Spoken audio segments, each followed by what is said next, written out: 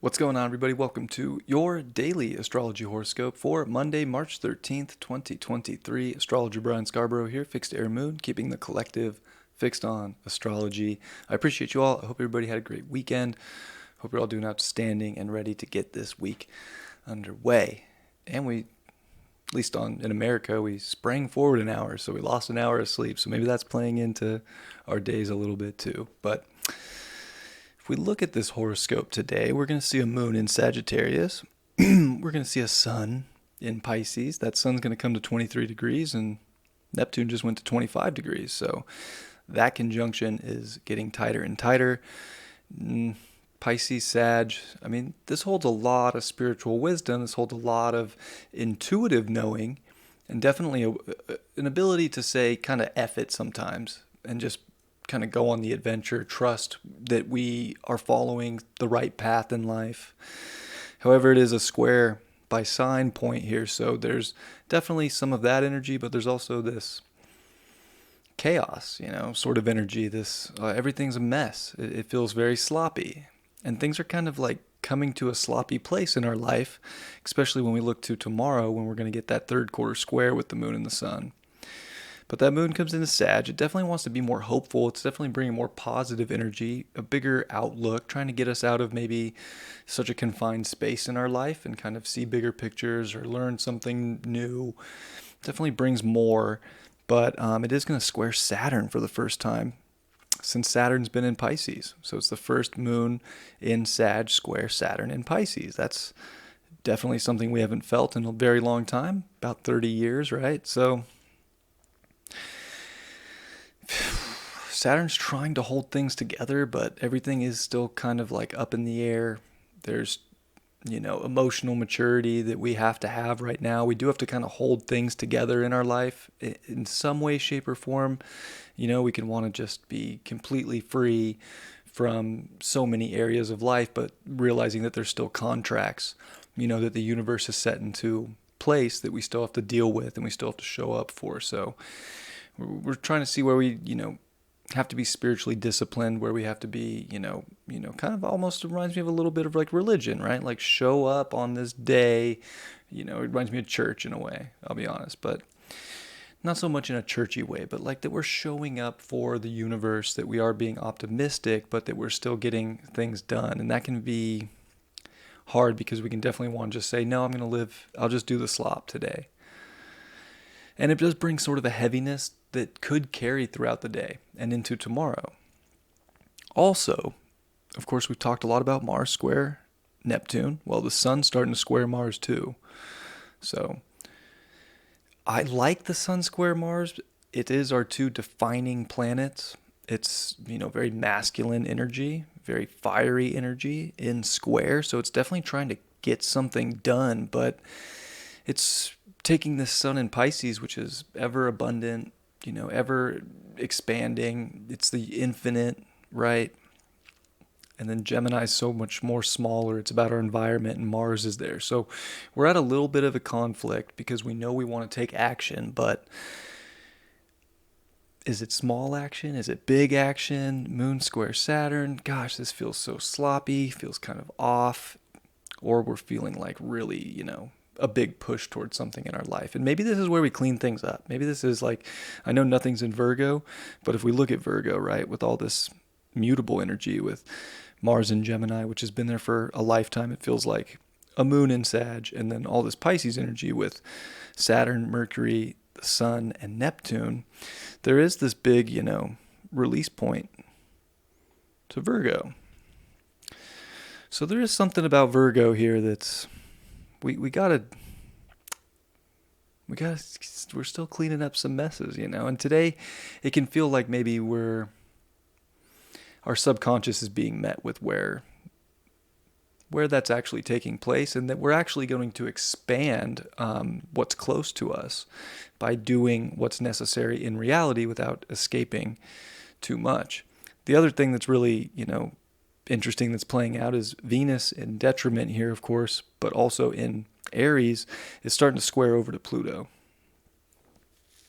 And Pluto's just 10 days away from ingressing into Aquarius. So kind of a big point here. I haven't looked ahead, but we might not see another, because Venus is going to retrograde in Leo this summer. I don't think we're ever going to see in our lifetime a Venus in Aries square Pluto again.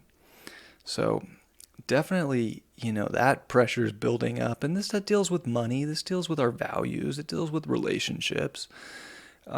What's going the distance, and then where are we holding on so tight? What are we obsessing over so much?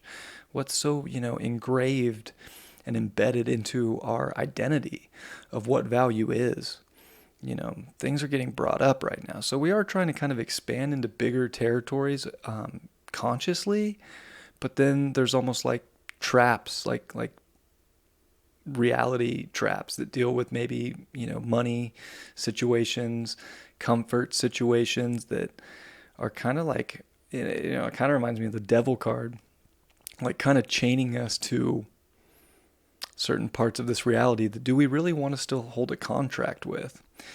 And remember, the South Node's coming into Libra in July. So, and squaring Pluto. And we are starting to see the nodes square Pluto now. That's going to keep building up. So there's a lot of contracts that are going to get dissolved moving forward for the rest of this year. I feel like maybe today we're starting to see, pretty intensely what those contracts are. And I guess it's up to us to break into new cycles instead of falling back into old cycles. But it can feel pretty easy to just kind of want to escape, to not be present, to not be grounded, to not think. We got to figure out how we're going to react, how we're going to do these things. And it's kind of by a little bit of both. It's by intuitive understanding, but it's also by getting, that Virgo energy that I talked about, and paying attention and being practical at the same time, because it's almost like you need that practicality to really see what the universe is trying to show, or to break out of a habit, or to a situation or a contract, especially more localized, while maybe we could just want to go so far, so beyond in emotions or dreams or thought, which, trust me, there's magic there. So I don't want to say that that's a bad place to be, but how do we bring it in, I think is important. And yeah, kind of an interesting setup day. We can want to go really, really, really, really far away. Depending on how we do that, it could be a really beautiful thing, really creative thing, really artistic thing, or, we could really be testing karma. So, however that may go, right?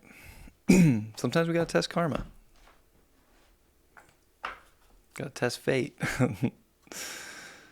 So, kind of a crossroads kind of feel to this week.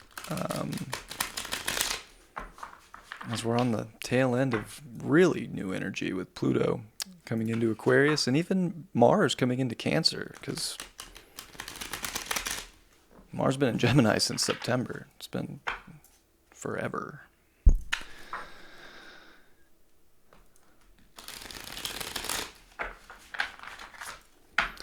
All right, what do the cards have for us today from this Ethereal Visions deck? Got the Nine of Pentacles in reverse.